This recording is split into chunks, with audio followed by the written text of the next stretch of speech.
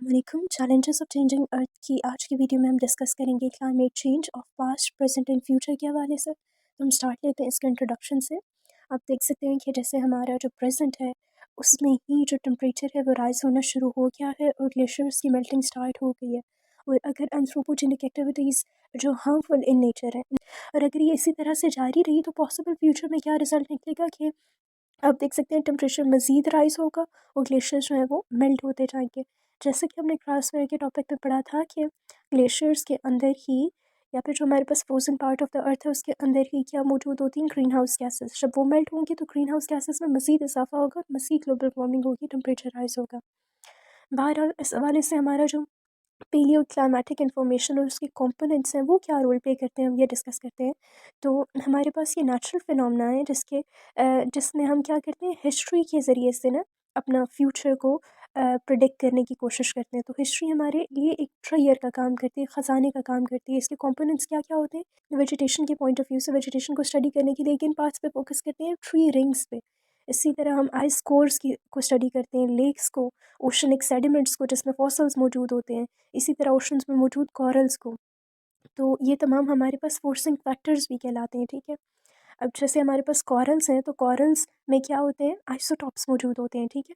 Isotopes में further जो है कुछ गैसेस ट्रैप होती हैं जो कि हमें हेल्प करती हैं कि उस टाइम पीरियड की सनलाइट कैसी थी, वेजिटेशन कैसी थी, क्लाइमेट कैसे था, उसको एग्जामिन करने में हेल्प करते हैं। और जब हमारे पास उन कंडीशंस में ये सर्टेन चीज़ें एग्जिस्ट कर रही थी तो हमें फ्यूचर की प्रोडिक्शन भी मिलती है कि फ़र्दर क्लाइमेट में क्या क्या चेंजेस आएंगे तो ये चीज़ें सर्वाइव कर पाएंगी, अदरवाइज जो है इनके सर्वाइवल के चांस कम होते जाएंगे। या वो क्या एक्सटिंक्शन इवेंट आया था जिनकी वजह से जो हमारे पास वाइटल जो पास्ट की हिस्ट्री है उसकी अमाउंट कम होती चलेगी या कोई स्पेसिफिक स्पीशी जो है बीच में वैनिश कर गई। तो ये तमाम हमें डाटा जो है ना पास्ट की चीज़ों को, पास्ट की फोर्सिंग फैक्टर्स को स्टडी करने से हासिल होता है। अच्छा, अब हमारे पास हम देख सकते हैं फर्दर कि बेरिलियम 10 था, ठीक है, आइसोटॉप, जिससे हमें सोलर इरेडियंस का पता चला, जिससे टेम्परेचर का अंदाज़ा हुआ, पास्ट के क्लाइमेट का पता चला कुछ हद तक। और फिर हमारे पास फर्दर जो है ना ग्रीन हाउस गैसेस की अमाउंट क्या थी, ये भी मुख्तलिफ कंपोनेंट्स में ट्रैप हुई होती हैं। तो उससे हमें उस टाइम पीरियड का अंदाज़ा होता है कि क्लाइमेट चेंजेस कैसे हो रहे थे उस दौर की एंथ्रोपोजेनिक एक्टिविटीज़ की वजह से। और फर्दर हमें एंथ्रोपोजेनिक एक्टिविटीज़ को किस रेट पे कंट्रोल करने की ज़रूरत है। अच्छा, जब हमारे पास क्लाइमेट चेंज अंडरस्टैंड हो जाता है तो इससे हमें एक साइन और वार्निंग मिल जाती है फ्यूचर के हवाले से, ठीक है। और ये अंडरस्टैंडिंग हमें हेल्प करती है कि कैसे हमें अपना फ्रेमवर्क सेट करना है, कैसे ग्रीन हाउस गैसेस की अमाउंट को कंट्रोल करना है। फिर हमारे पास फर्दर क्या आ जाता है कि ओल्ड ट्री रिंग्स थे हमारे पास, ये भी फर्दर कट डाउन होते जा रहे हैं। और ओशंस चूँकि ना इन्वायरमेंटल चेंजेस की वजह से हाईली इफेक्ट हो रहे हैं तो उनके अंदर मौजूद कॉरल्स जो है उनकी भी ब्लीचिंग स्टार्ट हो गई है, ठीक है, हाई टेम्परेचर की वजह से। इसी तरह हमें पता है कि ग्लोबल वार्मिंग की वजह से अभी हमने डिस्कस किया कि ग्लेशियर्स या फिर क्रायोस्फीयर मेल्टिंग स्टार्ट हो गई है। तो ये जो तुम्हारे तमाम हमारे पास पास्ट के ट्रेयर्स थे ना वो सब हम लूज़ करते जा रहे हैं। और जब ये लूज़ होते जाएंगे तो फर्दर हमारे पास जो है ना एग्ज़ामिन करना, फ्यूचर को प्रेडिक्ट करना, उसके हवाले से एक्शंस लेना भी इम्पॉसिबल हो जाएगा। यही वजह है कि global climate observing system, global ocean climate system और ग्लोबल टेरेस्ट्रियल ऑब्जर्विंग सिस्टम, ये तमाम सिस्टम्स कोशिश कर रहे हैं कि किसी तरह हम क्लाइमेट चेंज और इसकी जो अहमियत है कि इसको किस तरह इसके हवाले से अवेयरनेस क्रिएट की जाए, इसको मैनेज किया जाए प्रॉपर्ली, उसकी तरफ फोकस कर रहे हैं, ठीक है। ये तमाम सिस्टम्स इस हवाले से फोकस कर रहे हैं प्रेजेंट में।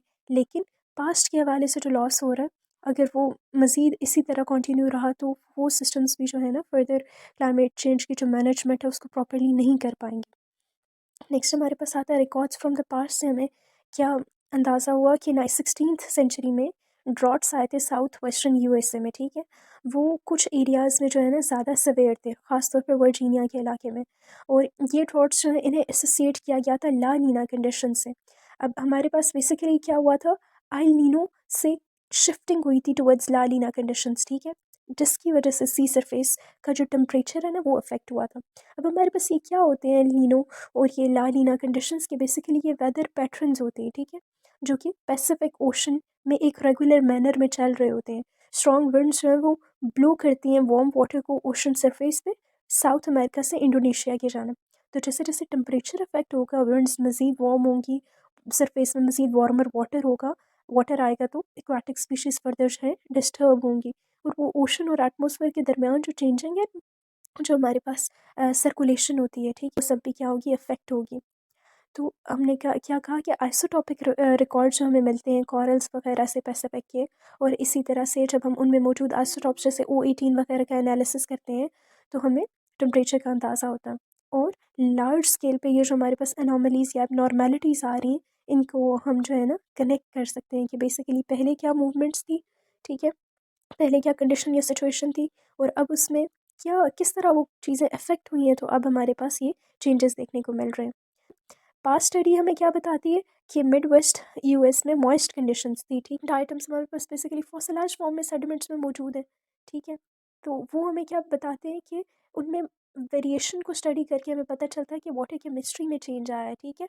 पहले जो कंडीशंस पास्ट में मॉइस्ट थी वो अब ड्राई कंडीशंस की तरफ शिफ्ट हो रही हैं, और अगर ये ड्राई कंडीशंस मज़ीद प्रिवेल की, वो कंट्रीज़ जो एग्रीकल्चर पे डिपेंड करती हैं उन्हें बड़े लेवल पे इकोनॉमिक लॉस फेस करना होगा।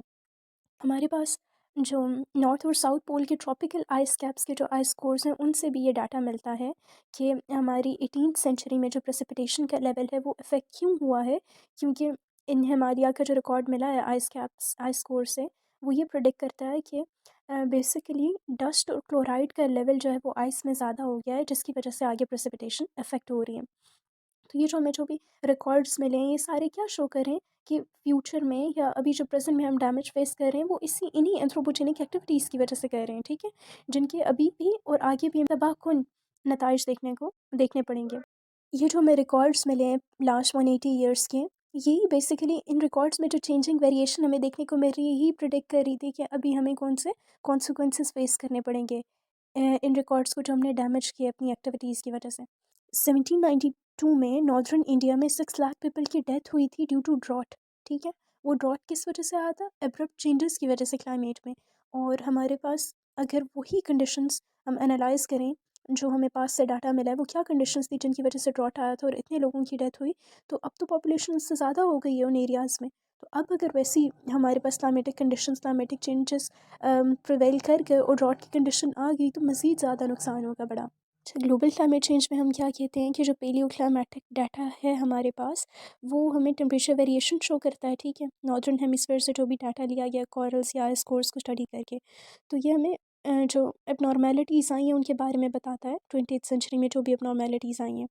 जैसे जैसे हम 18th सेंचुरी से 19th की तरफ मूव करते हैं तो वेरिएशंस बढ़ जाती हैं, और अगर स्टडी किया जाए कि ये वेरिएशंस क्यों बढ़ रही हैं तो सी बात साफ वाज़ेह हो जाती है कि नेचुरल फिनोमेना कोई ऐसे नहीं हुए जिनकी वजह से इतना जो है अब्रप्ट चेंजेस आए, बल्कि ह्यूमन एक्टिविटीज़ इतनी ज़्यादा हाई हो गई जिनकी वजह से मेन इफेक्ट हमें देखने को मिला अपने क्लाइमेट चेंज की सूरत में।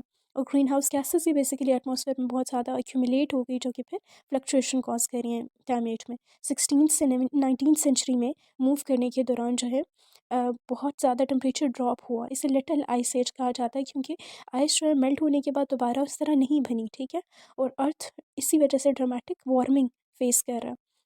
और ये सब किस वजह से, ह्यूमन डेवलपमेंट में या एडवांसमेंट की रेस में जो ह्यूमन डेवलपमेंट हो रही है उस वजह से है ये सब। आप देख सकते हैं इस ग्राफ में भी कि कैसे हमारे पास पहले जो है ना जो चेंजेस थे वो थोड़े लिमिटेड थे, ठीक है, लेकिन 18th सेंचुरी के बाद टुवर्ड्स 20th सेंचुरी जो है वो चेंजेस जो हैं वो, आप टेम्परेचर की अमाउंट देख लें या ग्रीन हाउस गैसेस की अमाउंट देख लें, वो बढ़ती जा रही है। फ्यूचर पर्सपेक्टिव के हवाले से क्या कहा जाता है कि आईपीसीसी की रिपोर्ट के तहत ये फ्लक्चुएशंस जो हैं जो क्लाइमेट में हो रही हैं वो बहुत ज़्यादा अलार्मिंग है। हमारे जो ग्रीन हाउस गैसेस की अमाउंट है वो मज़ीद जो है ना पहले से 3 गुना बढ़ गई है। तो नियर फ्यूचर के लिए ये जो अमाउंट का बढ़ना है ये डिज़ास्ट्रस साबित होगा। जैसे अगर हम देखें आइस कोर्स की मदद से हमें पता चला कि जो ग्लेशियल एरा था उसमें जो कार्बन डाइऑक्साइड की अमाउंट थी वो 180 ppm थी। फिर जब हम नया इंटर ग्लेशियल एरा में वहाँ तक अप्रोच करने में भी काफ़ी ईयर्स लगते हैं, ठीक है, इंटर ग्लेशियल एरा में भी आखिर 180 से 275 तक राइज़ की। और इंटर ग्लेशियल एरा के बाद ये बेसिकली हमारे पास जो ग्लेशियल एरिया है वो बॉटम कहलाता है, ठीक है, और इंटर ग्लेशियल एरिया बेसिकली उसकी पीक कहलाता है। लेकिन अब हम उस पीक को भी इस प्रेजेंट टाइम में क्रॉस करके चंद सालों में ही हमने जो कार्बन डाइऑक्साइड की अमाउंट है वो 360 ppm तक पहुंचा दी है। तो ये हमारे पास ह्यूमन डेवलपमेंट की वजह से ह्यूज फ्लक्चुएशन देखने को मिली है। ग्लेशियल से इंटर ग्लेशियल के दरमियान टाइम भी बहुत ज़्यादा था, तब जाके वो 275 ppm पीक तक पहुंची है, लेकिन अभी प्रेजेंट डे में 275 से 360 जाने में उसे कोई ज़्यादा टाइम नहीं लगा। क्यों? क्योंकि ह्यूमन डेवलपमेंट्स जो हैं वो बहुत रैपिड रेट पे हो रही थी। जैसे कि हमारे पास इंजन्स बनना शुरू हो गए इस टाइम पीरियड में, कंबशन के प्रोसेस स्टार्ट हो गए, फॉसल फ्यूल बर्निंग, डिफॉरेस्टेशन वगैरह, ये सब हमारे पास फैक्टर्स हैं, एंथ्रोपोजेनिक एक्टिविटीज़ हैं जिनकी वजह से हमारा क्लाइमेट इस तरह डिस्टर्ब हुआ। अब हमारे पास एक क्लॉक की मदद से बताया गया है कि कैसे जो है ना, पहले चेंज कितना स्लो रेट पे आ रहा था और अभी थोड़ी ही अरसे में कितना रैपिड चेंज आया है। अगर हमारी एंथ्रोपोजेनिक एक्टिविटीज़ इसी तरह जारी रही तो हमारी फ्यूचर जनरेशन्स के लिए सर्वाइव करना भी मुश्किल हो जाएगा। यहाँ पे भी इस ग्राफ में भी आप देख सकते हैं कि टेम्परेचर जो है वो ईयरली पहले किस रेंज में बढ़ रहा था, वो 2000 के बाद जो है हमारे पास वो किस तरह ऊपर ही जाता जा रहा है। आप इस क्लॉक में भी देख सकते हैं कि बेसिकली 60 मिनट्स की ये जो क्लॉक है, इसमें 1 मिनट जो है वो एक 1 मिनट जो है 100 ईयर्स के इक्विवेलेंट है, और 1 घंटा जो कंप्लीट होगा तो मतलब 6000 ईयर्स मुकम्मल हुए। तो स्टार्टिंग में तो आप देख सकते हैं कि थोड़ा ही राइज़ हुआ, 270 से 275 राइज़ में ही काफ़ी टाइम लगा। लेकिन आहिस्ता आहिस्ता हमारे पास क्या हुआ, जैसे जैसे हमारे पास रेवोल्यूशंस हुई, इंजन बने और पॉपुलेशन बढ़ी और ह्यूमन एक्टिविटीज़ अनहेल्दी होती चली गई, तो हमारे पास सडन राइज़ आया, थोड़ी ही टाइम पीरियड में हमें सडन राइज़ देखने को मिला, और वो अभी भी कंटिन्यूसली बढ़ता जा रहा है।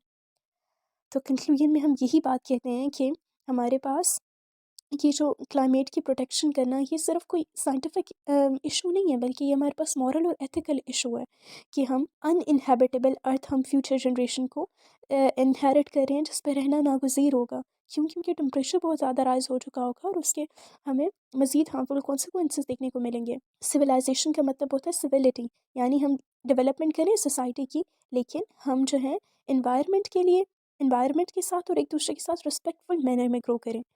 अब हमारे पास आप क्लॉक की मदद से देख सकते हैं कि अगर हमने अभी भी अपने जो है वो इस्लाह ना की, तो लास्ट कपल ऑफ मिनट्स ही हमारे पास रह गए हैं, तो वो दिन ब दिन जो है हमारी कंडीशन जो है वो वर्स होती चली जाएगी। कि हमें एज अ होल नेशन भी और इंटरनेशनल लेवल पे भी ऐसे एक्शंस लेने चाहिए कि हम जो है फ्यूचर के लिए एक पीसफुल इन्वायरमेंट क्रिएट कर सकें। एज अ रिस्पॉन्सिबल और पैट्रियाटिक सिटीजन हमें अपने हिस्से का रोल प्ले करना चाहिए in order to protect our country, in order to protect our earth from global climate change. That's it for this video. Hope you have understand this topic well. Stay tuned for more informative stuff and stay blessed.